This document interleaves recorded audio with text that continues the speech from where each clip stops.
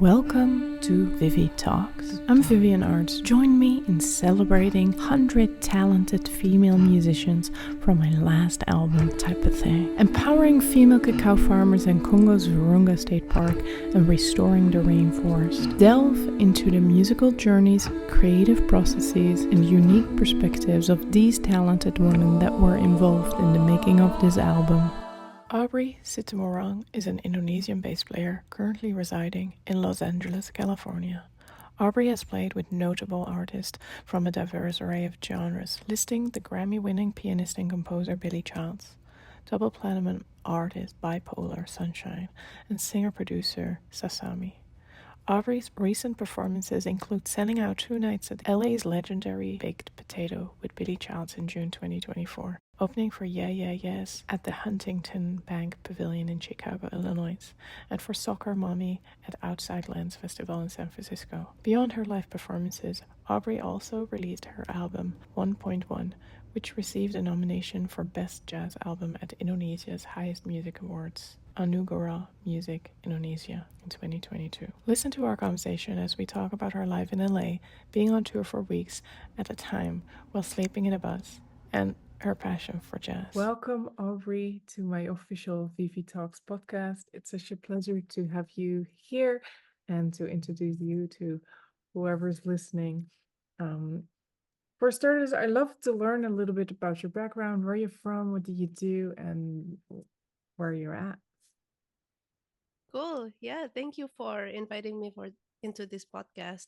So, my name is Aubrey Situmorang and I was born and raised in Indonesia and I'm a bass player.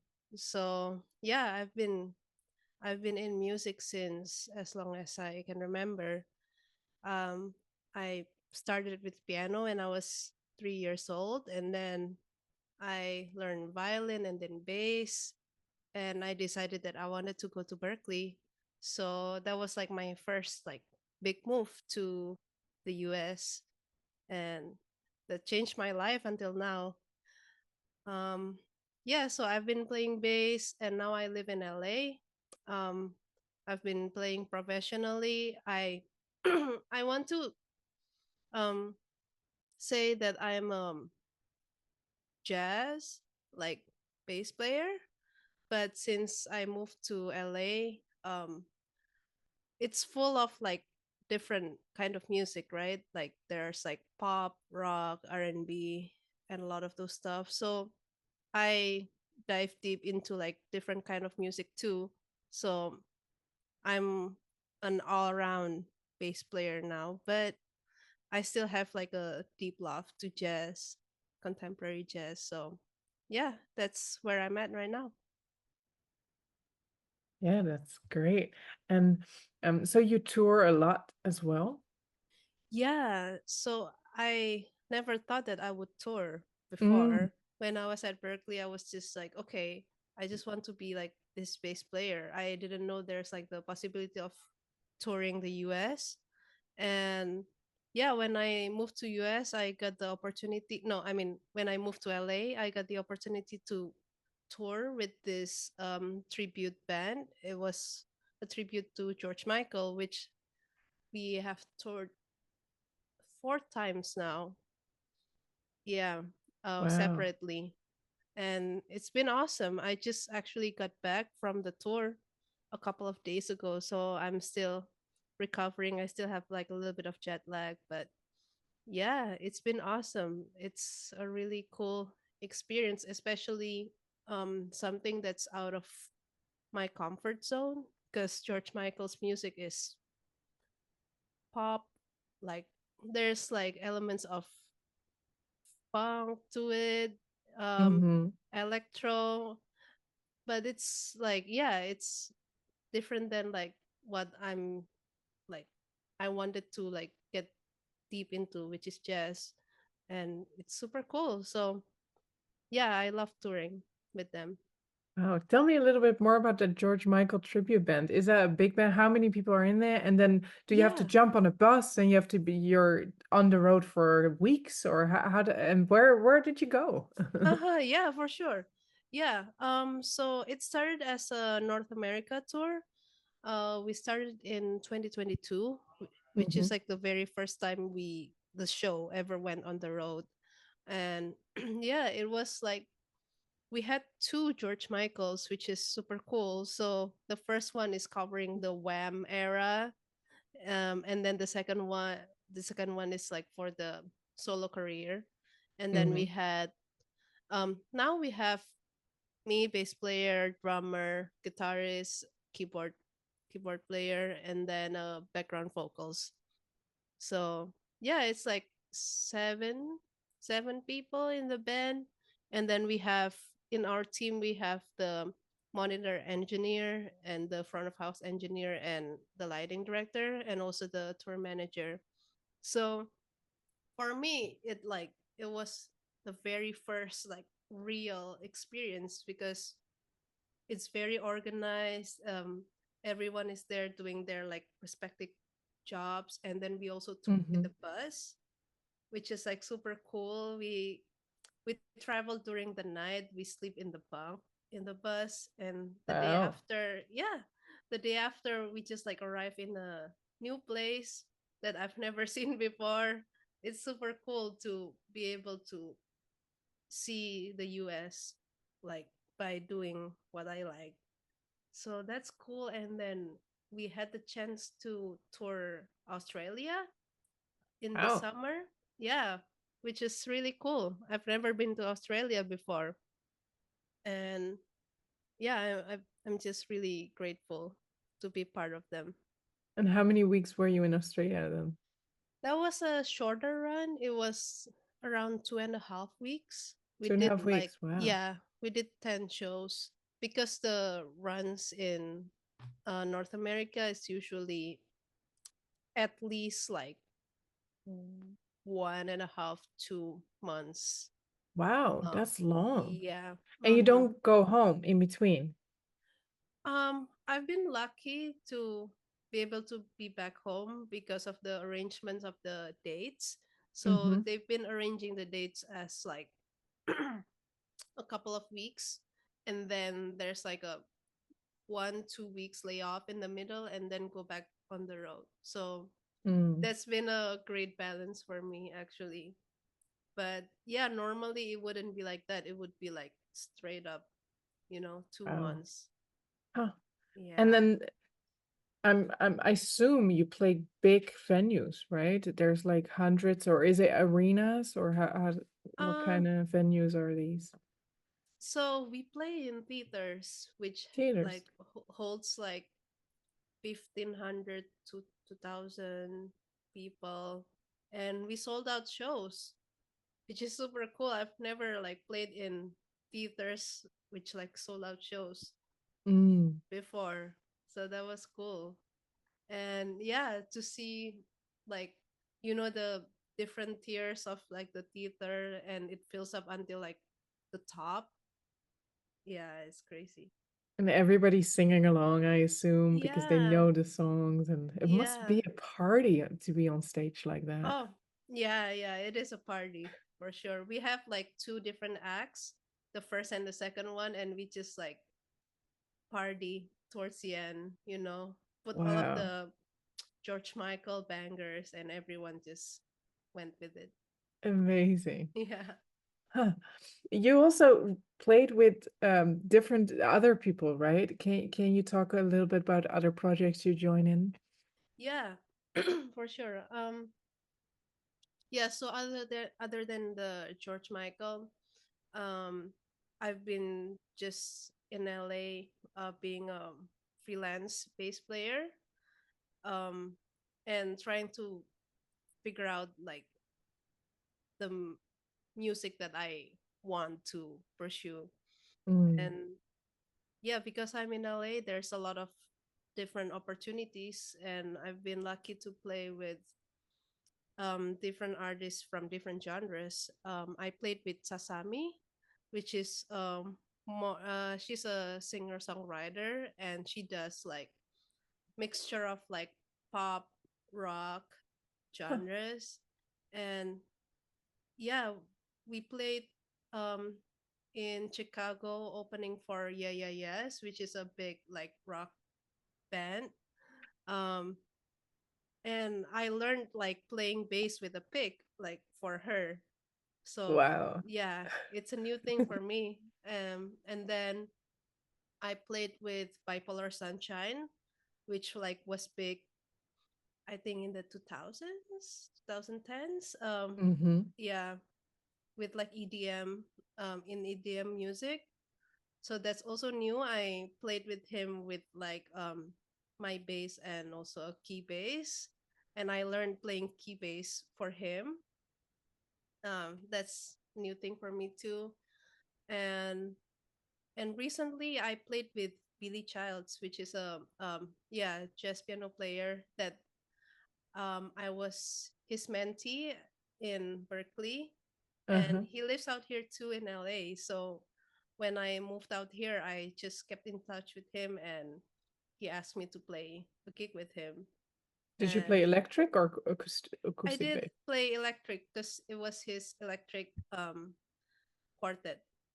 And Cool. Wow. yeah, um, so that really like turned something on into me, because like I realized that okay, like that's the music that I've always wanted to play. And Right. after like long time being in LA, I mean 3 years being in LA and playing with like Sasami, Bipolar Sunshine, like different Different styles. kind of music, and like I get reminded again that wow, like this is the music that I love and I wanted to Mm, play, and I can play it in the city. And yeah, that's just something amazing that happened to me, and I'm really looking forward to like pursuing that music more into my life. that's so beautiful. Hmm. And you recently recorded and released an album of yourself, right? So you also compose. Um, Before we go into, I'd love to hear a little bit about your creative process. How do you approach composition? Yeah. Um so before Berkeley, I never really had any like formal education on composing. So Mm, when I composed before Berkeley, it was just like me sitting on in a piano and playing and recording it.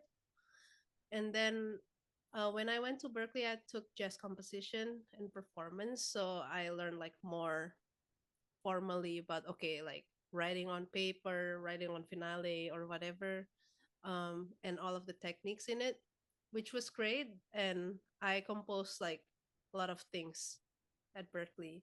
And then now, when I'm in LA, things are like um I don't want to say like completely different, but like now it's like my real life, like I'm a working musician like in 2024 with like all of the mm-hmm. technologies, and there are like different ways to approach composing. So I've been trying to compose using Logic, and thinking about like sound more than the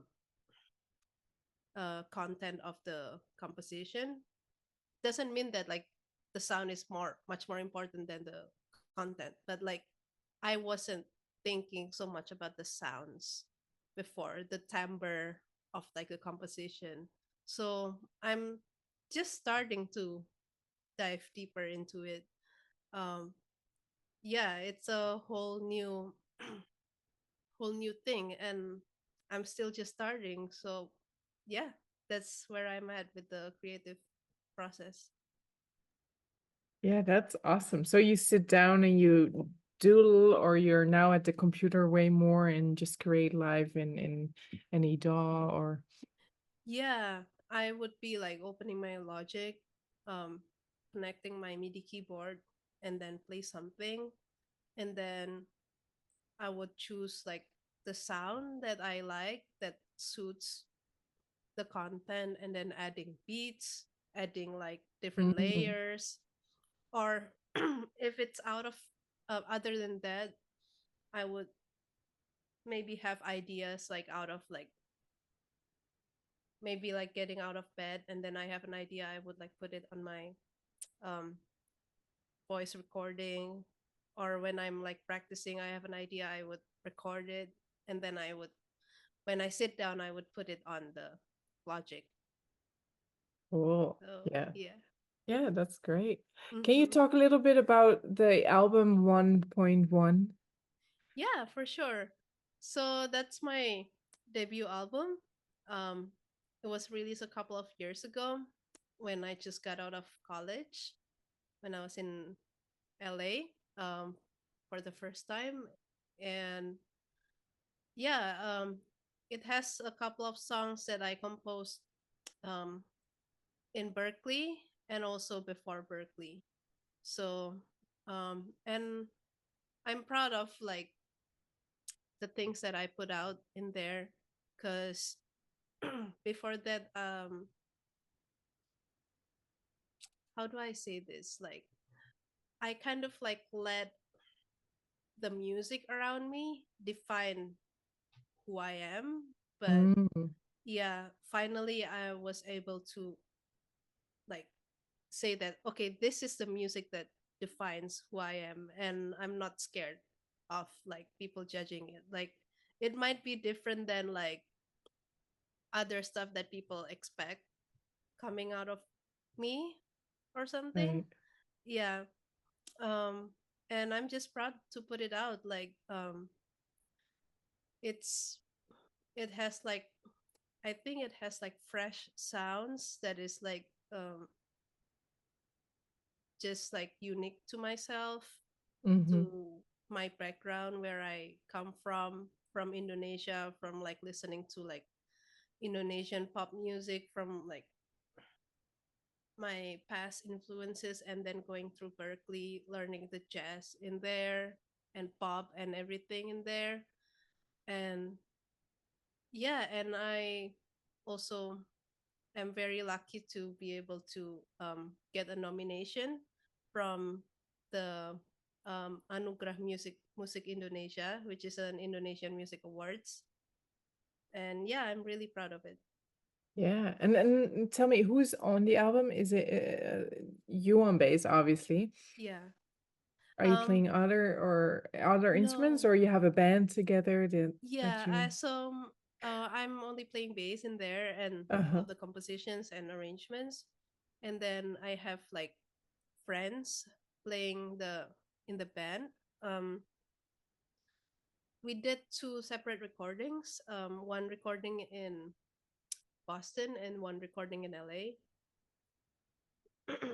And there are a couple of like piano players. There are two piano players.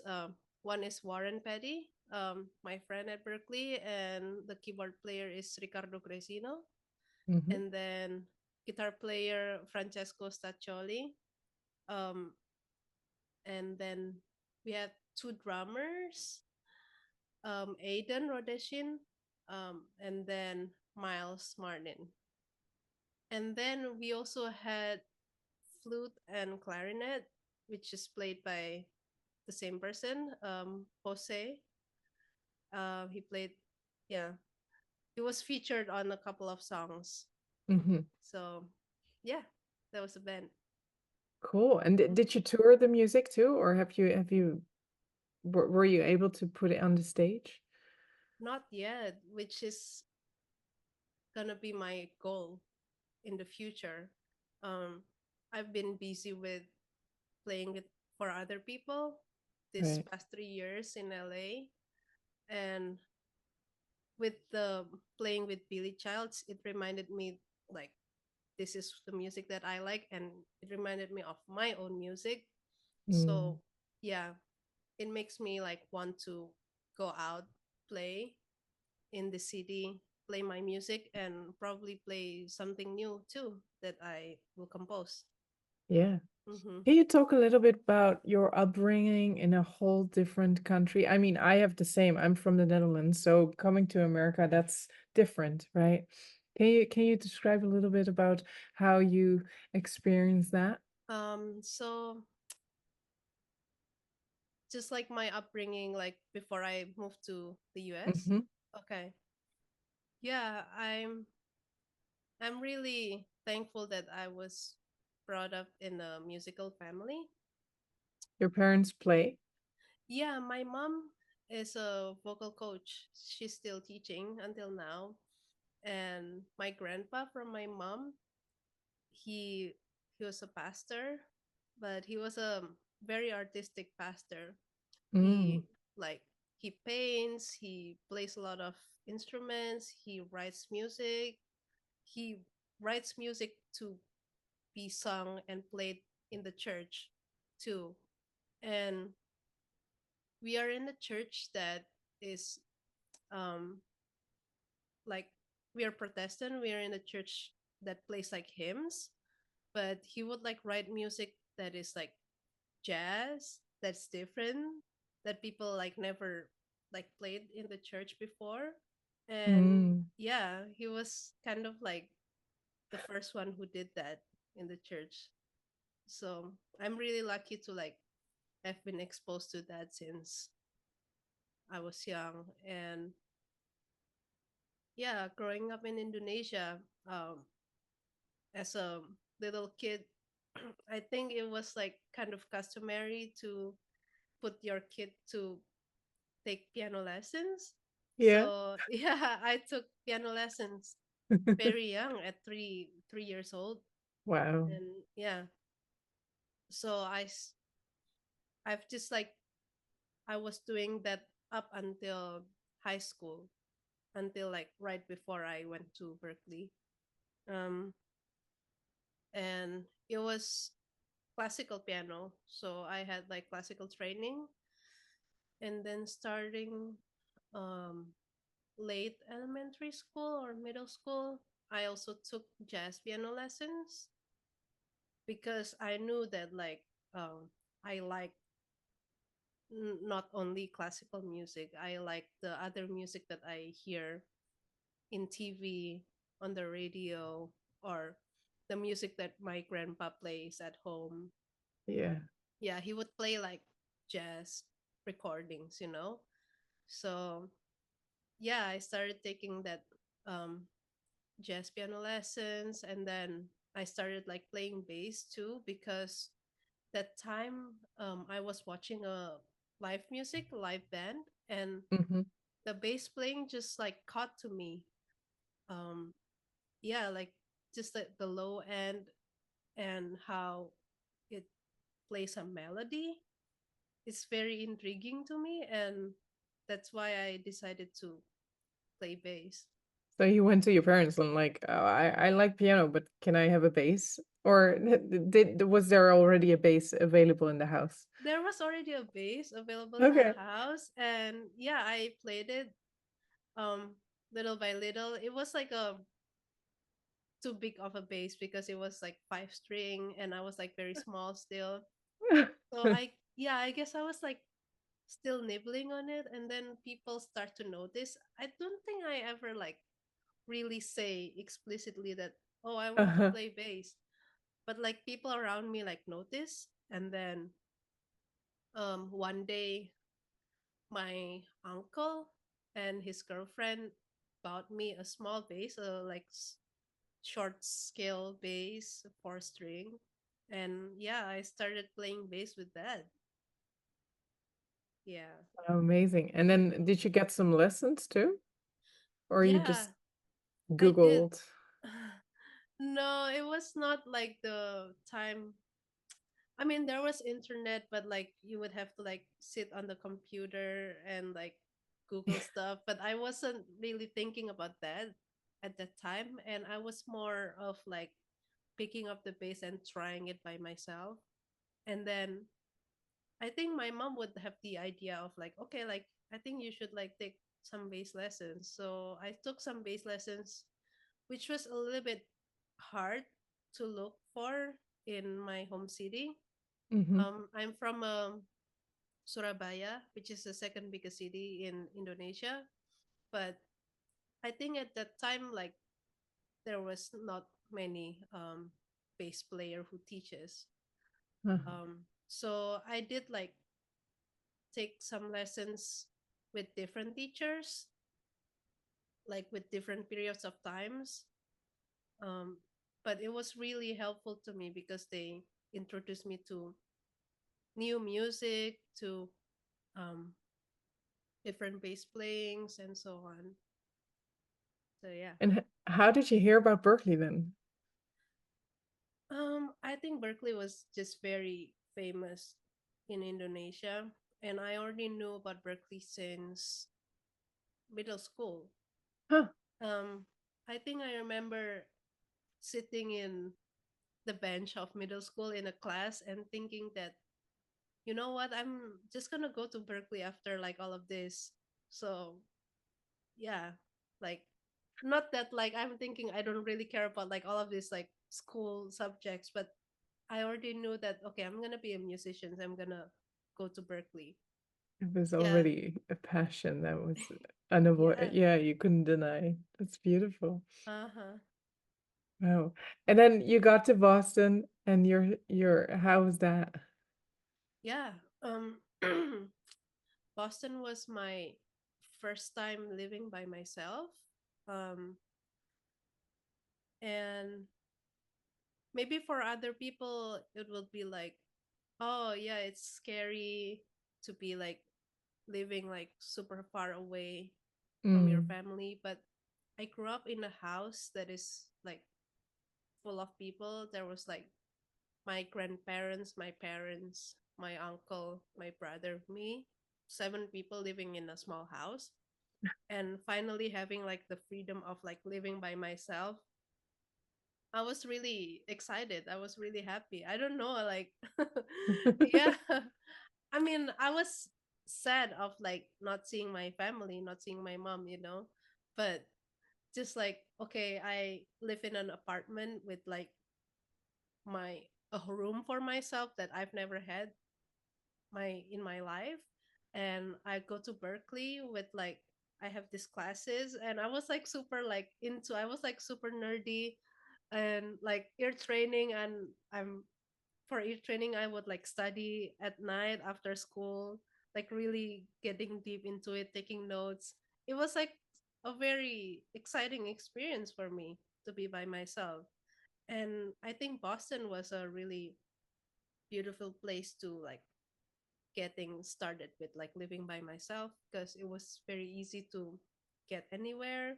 There were like Mm. trains and it was safe. It's a student city and it was really beautiful. So yeah, I love Boston. Yeah, me too. It's beautiful. It's very pretty too, right? It's a Yeah. little windy and it gets very cold in the winter. Yeah, which is what I didn't really like, because I've never got exposed to like that much cold and snow. Right. Yeah, I like snow when it was just like fresh, and Yeah, then you the get to first play. day. Yeah. Yeah, totally. But But then it's then another couple weeks of gross. yeah, and especially like I would go to school with, this is like classic Aubrey at Uh-huh. Berkeley. I would bring my bass at the back and my backpack in the front. So I would Mm-hmm. like be full, and then probably like lunch bag with my hands. And yeah, in the middle of like all the snow, and like the thing that I hate the most is when the snow is kind of like melting a little bit. So you have to like it was Slush. weird, yeah. It was kind of gross. But I went through it. It was still a beautiful time in Boston. Yeah. So how's that in comparison with LA? It's a totally different setup. You need a car, right? Yeah, yeah, it's very different when I moved here. um I think I had a culture shock when I moved here. It's weird because when I moved to Boston, I didn't really have that much culture shock, because Huh. the city was built for students to live there. But LA was like you have to survive. When I moved here, I didn't have a car, and it was hard for me to get anywhere. I had a Mm. teaching gig in a music school that if you drive by car, it would be like 45 minutes to an hour, but I had to take bus and train, and it took me like almost 2 hours like to get there. So yeah, I spend a lot of time in the public transportation. Um, and the city is very big. It's like a, if I have to compare it to something in Indonesia, it will be like Jakarta. So I know that, but I've never lived that by myself Mm, in my life. Um, so it was hard, and luckily um, yeah, I just like went through it. I worked my first couple of months in LA, and then I got the tour. So it was great, like a big opportunity. So I was out from LA, um, working in the tour, and then going back here, I was able to have like some money, and I started learning how to drive in LA. I've never really like learned how to drive. Then after like months of like learning and then getting the license and everything, I finally got a car, and things mm, finally like roll better. Now I'm living as how people are supposed to live in LA professionally, I guess. I'm able to drive to my gig. I'm able to like, yeah, get anywhere easily in time. So yeah, but yeah. it took like a lot of time to get there. Well, you have to maybe carry the amp and including for sure the bass, but then also amps and other stuff. So it's a Yeah. schlep, right? Yeah, but I don't know though. Like if you compare it to like New York, I don't know if people have to like bring amps around in New York, but like I cannot really imagine bringing my amp in the metro Oh, the subway, and yeah, it's a and pain. my bass. Yeah, but in here, like I just put it in my trunk, and I have like a way to like bring it. I have like the trolley, so it's kind of like easy for me now that I've done it so many times. Yeah, you found your way. Hmm. Yeah. Let's switch gears a little bit. Because my album is about, you know, a bunch of women. And I love to ask you, have you faced any stereotypes or biases being a female musician? And how do you challenge or overcome them? Okay. I know that people see me as um young woman, small. So I know when I come up with my bass, I just can feel that people are already seeing me as, oh, okay, like she's like a small girl with a bass. Like I don't know what can she do, but um thankfully I've never really experienced like much harsher things than that. Mm, And I've always believed in myself that I can do it. I can destroy this stage, you know. Um so every time like when I feel that okay, people are like looking at me weird or like thinking that I'm just like another girl, um there's something inside me that like kind of like I don't know how to say that, like a little bit like happy to be able to like say I'm gonna prove to you that I'm not that, like right, I'm prove gonna, them wrong. yeah, I'm gonna You step on the find stage. excitement in that. Yeah. Yeah, like I know, I believe so much in myself and my skill that I know when I step on the stage, I play, and those people are gonna be like, oh damn, wow, she can play. Yeah, I believe that much in myself. So fortunately I haven't really experienced so much of that in my Mm, life as a woman, but as Indonesian, as person of color, I hmm. think I kind of feel that a little bit more, Huh. unfortunately. Yeah. um In what I ways? yeah, I'm still thinking about it. Yeah, people would see that okay, like you're kind of like an outsider, you're not from here, right? I'm not from the US. So in a way, they would kind of like see me as someone from the outside that has to earn to be inside. Mm. Um, yeah. So in a way, I don't know why that fact like um yeah affect me a little bit more than the fact that like people see me as a woman. Mm. Yeah,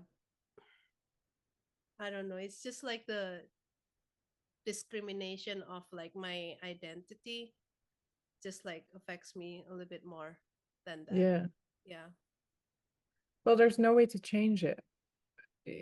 Right? Your identity is who you Yeah. are. So that's pretty fixed, right? True. That's And true. being a good bass player, you can always improve and say, "Hey, look at me. This is really happening." Yeah. So, yeah, It's just I think it's just like the system that's right. been like that. The way people think, their way of thinking has been like that. And we're just gonna do our best to go over that, you know? Mm. And that's why I'm grateful for like organizations who are trying to fight that. This past year, I've been lucky to be a semi-finalist of Next Jazz Legacy by Oh, New Music yes. USA, and in Congratulations. yeah, thank you. Next Jazz Legacy is um, a program that empowers women, female, and non-binary musicians, specifically in jazz, and give them support and place, you know. And I think those kind of things is very important in our time and in jazz too. Yeah, totally. Hmm. I very much agree. We Yeah, need to create a more equal playing ground in so totally. many ways. Yeah, Yeah. yeah, And yeah, I'm the thing that you are doing with your album is also really cool. You have like female musicians in the album, and those are the things that like we have to do, you know. yeah. Thank It's you. really cool. Yeah, Yeah. of course. I wanted to ask you an off-topic question. You know, the first bass player I really played a lot with back in the day is in the Netherlands actually, at the Royal Conservatory of The Hague. He's Indonesian. And maybe Oh you wow. happen to know him. I never asked you. His name Oh. is Indrawan Chin. Oh yeah, I do You know know him. him?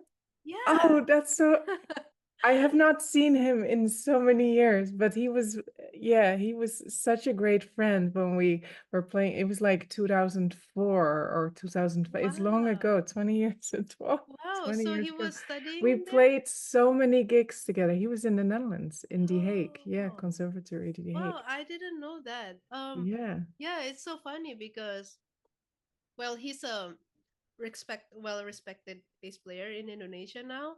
Mm. And before Berkeley, I only auditioned to two schools, to Berkeley and to UPH in Indonesia, which is university that also has a music um, program in there. And I think he was the head of music program or head of like jazz program Huh. in there. So Wow. I auditioned with him, if Huh. I'm not mistaken. So I saw him when I was in Jakarta auditioning. Wow. Yeah, that's really Uh, funny. Wow. It's been on my list of places to go, but as you know, we have to deal with what we have to deal, right? Yeah.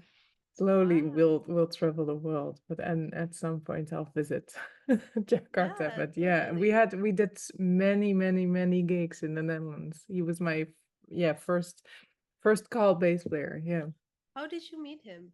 He was at the concert. We were in the same year of the conservatory. Yeah, back in the Wow. day. Yeah. Wow, Oh, the that's so world is so funny that small. you know. I'm Yeah. glad he's doing well. I mean, it looks on Facebook, it looks like he's doing well and Oh all. yeah.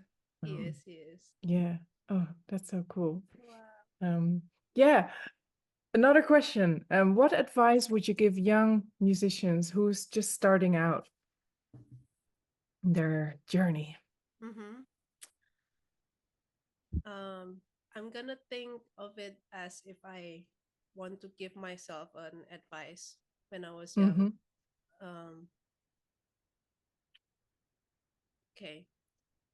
Well, for sure, I want to say that you have to believe in yourself, that you have something inside of you, and you are unique. Um, no one's gonna be able to be like you, or play like you, or sing like you. You have a unique character inside of you, and you have to believe in that and work on that too. Mm, And don't give up on like those hours of practicing. It might be stressful or tiring, but at the end it will pay off for sure.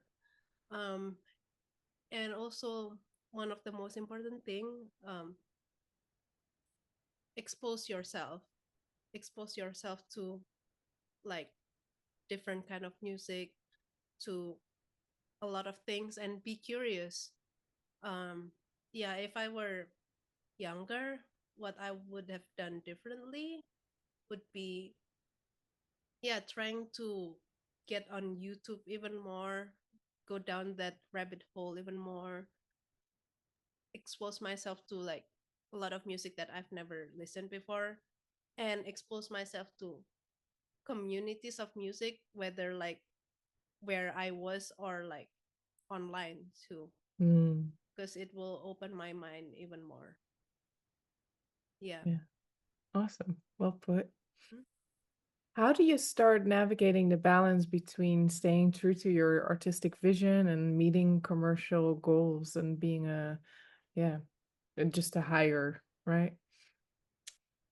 I mean, that's a question of my life.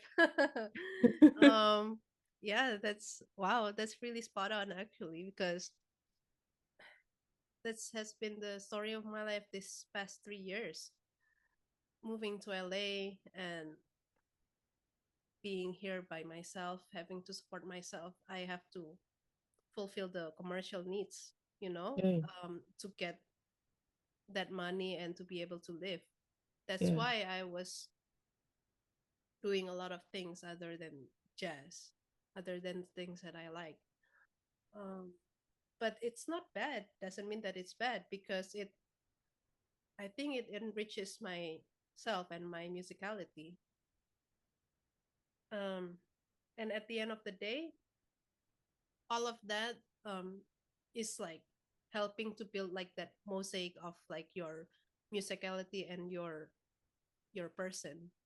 Mm, Um, but the balance thing, um, I don't know if I'm the right person to ask that, because I had those 3 years of like leaning more to the commercial side. And then I had a moment that I'm like, oh, damn, yeah, I have to think about my creative side, because unfortunately those 3 years like kind of like drained my creativity out, drained my personality, my personal musical identity out. So I'm still working on building that up right now, um, which is still hard. Like the one of the examples is like when I was on tour just this past 3 weeks. I wanted to be able to write while I'm on the road. So mm-hmm. I tried that, and it was happening the first couple of weeks, but then like it also fell off at the end because a lot of things, moving to different city, you wanted to see like the city, and then like the sound check and everything, the work, because like A being on busy tour is like, schedule.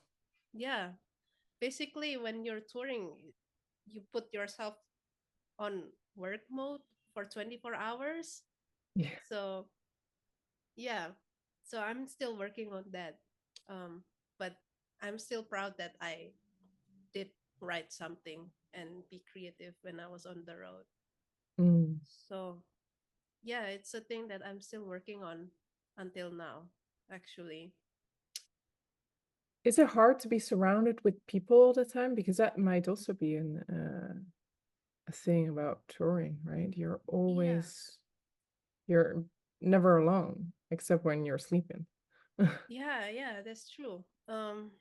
So you have to have like that integrity, if you want to do something, you have to be intentional and okay, like at this time I want to work out, I want to do yoga, or I Mm. want to compose. But yeah, it's very hard because like other people would be like, "Oh, you want to get some lunch or we want to check out this and that."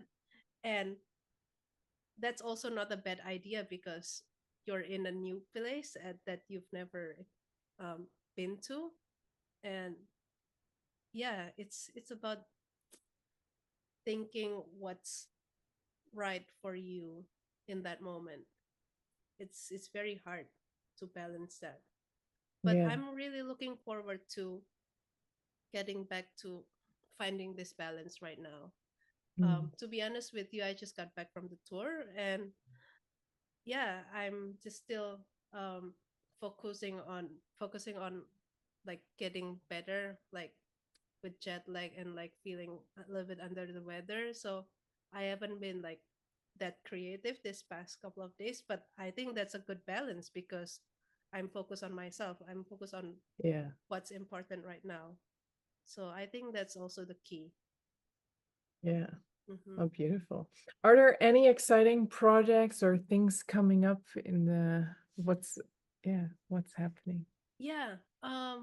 I'm excited to play with Billy Childs again. Ah, Yeah. So next month, in December, early December, we have a show in Sierra Madre Playhouse. It's gonna nice. be a trio. So him and Benjamin Ring on drums and me on bass. And then we're gonna play in January, also early January, in Big Potato as well. That's gonna Nice. Yeah, there's gonna be 2 nights with his electric quartet and 2 shows a night. So I'm really looking forward to that because last time I played with him in the Big Potato, it just I had a feeling that I've haven't experienced like for so long. Like when I'm playing, I feel like I'm able to express myself. I'm able to communicate and like just feels like flying. So I'm really looking Mm, forward to do that again with him. beautiful. And the repertoire, it's his compositions, or do you then add your own stuff sometimes? It's mainly his compositions for the at least for the baked potato one. That's usually his like composition that's more geared towards like the electric band. Hmm. For the trio one, I'm not sure. Probably we would play like some jazz standards as well. Yeah. So exciting. Well, I can put assume that's all on your website and that's all available information that will That's be not yet, but you can okay. find it in Billy Child's website for Okay. sure. Yeah. Well, we will put all the links in the Yeah, description so for sure. people can check out your album and all the other things they want to read up on. Yeah, Hmm. it's been a pleasure to have you. Yeah, thank you so much for having me. And so Thank you nice to for, meet you again. yeah, of course. Wow. Amazing. Yeah. Thank you for the interview and have an amazing day. You too. Thank you, Vivienne. As I conclude this episode of ViviTalks, I want to express my sincere gratitude for joining me in this musical journey. I hope you enjoyed exploring the stories and experiences of the incredible female musicians on my album. To stay updated on our latest episodes, subscribe to ViviTalks on your favorite podcast platform. Connect with me on social media through Vivienne, and please check out my album Type of Thing. a musical exchange featuring 100 female musicians to empower female cacao farmers of Virunga State Park in Congo. It's about more than just music. It's about making a positive impact in the world. Your support is part of that journey, so thank you once again for tuning in. Until next time, keep celebrating the power of music, and let's continue to amplify the voices of remarkable women in the industry. Stay inspired, stay empowered, and keep the music flowing. With love and gratitude. Till soon.